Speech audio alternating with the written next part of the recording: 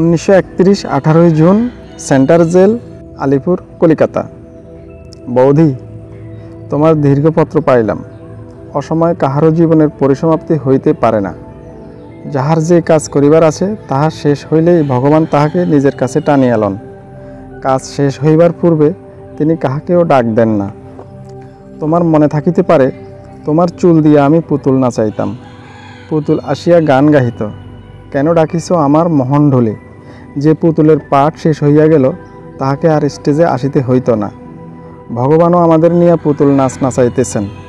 আমরা এক একজন পৃথিবীর রঙ্গমঞ্চে পাঠ করিতে আসিয়াছি। পাঠ করা শেষ হইলে প্রয়োজন ফুরাইয়া যাইবে। তিনি রঙ্গমঞ্চ হইতে আমাদের সরাইয়া লইয়া যাইবেন। ইহাতে আফসোস করিবার কি আছে? ভারতবাসী আমরা নাকি বড় ধর্মপ্রবণ। ধর্মের নামে ভক্তিতে আমাদের পণ্ডিতদের টিকিখাড়া হইয়া ওঠে। কিন্তু তবে আমাদের মরণকে এত ভয় কেন? বলি, ধর্ম কি আছে আমাদের দেশে? যে দেশে মানুষকে স্পর্শ করিলে মানুষের ধর্ম নষ্ট হয়, সে দেশের ধর্ম আজই গঙ্গার জলে বিসর্জন দিয়ে নিশ্চিন্ত হওয়া উচিত। সবার চেয়ে বড় ধর্ম মানুষের বিবেক। সেই বিবেককে উপেক্ষা করিয়া আমরা ধর্মের নামে অধর্মের স্রোতে ঘা ভাসাইয়া দিয়াছি। একটা তুচ্ছ গরুর জন্য না হয় একটু ঢাকের বাদ্য শুনিয়া আমরা ভাই ভাই খুনোখুনি করিয়া মরিতেছি। এতে কি ভগবান আমাদের জন্য বৈকুণ্ঠের দ্বার খুলিয়া দিবেন, নাকি খোদা বেহেশতে স্থান দিবেন?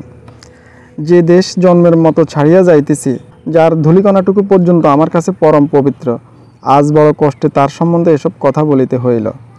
আমরা ভালো আছি, ভালোবাসা ও প্রণাম লইবে। স্নেহের ঠাকুরপো, Alipore central jail, Calcutta, 30 June 1931। মা, যদিও ভাবিতেছি কাল ভোরে তুমি আসিবে, তবু তোমার কাছে না লিখিয়া পারিলাম না। তুমি হয়তো ভাবিতেছ ভগবানের কাছে এত প্রার্থনা করিলাম তবুও তিনি শুনলেন না। তিনি নিশ্চয়ই পাষাণ, কাহারও বুক ভাঙা আর্তনাদ তাহার কানে পৌঁছায় না। ভগবান কি আমি জানি না, তাহার স্বরূপ কল্পনা করা আমার পক্ষে সম্ভব নয়।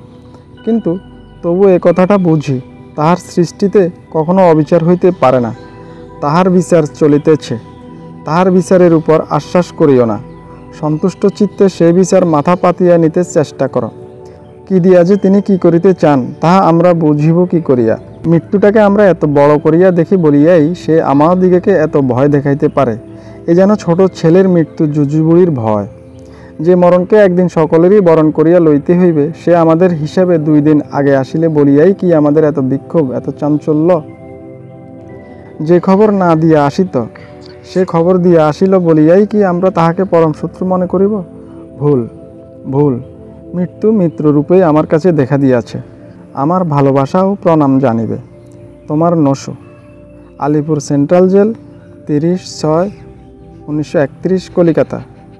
স্নেহের ভাইটি, তুমি আমাকে চিঠি লিখিতে বলিয়াছ, কিন্তু লিখিবার সুযোগ করিয়া উঠিতে জীবন সন্ধ্যা হইয়া আসিল।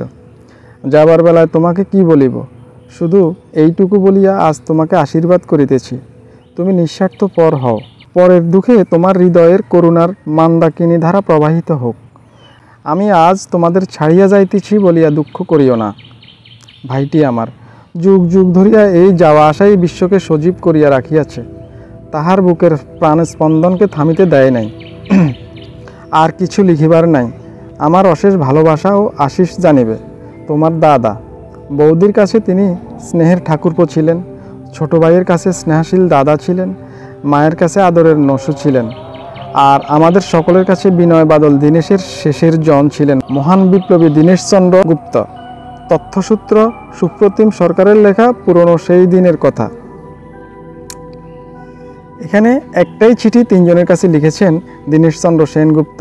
1931 সালে আলিপুর সেন্ট্রাল জেল, কলিকাতা থেকে 30 জুন ছিল। প্রথম চিঠিটি লিখেছেন তার বৌদির কাছে, দ্বিতীয় চিঠিটি লিখেছেন তার মায়ের কাছে, তৃতীয় চিঠিটি লিখেছেন তার ছোট ভাইয়ের কাছে। ধন্যবাদ।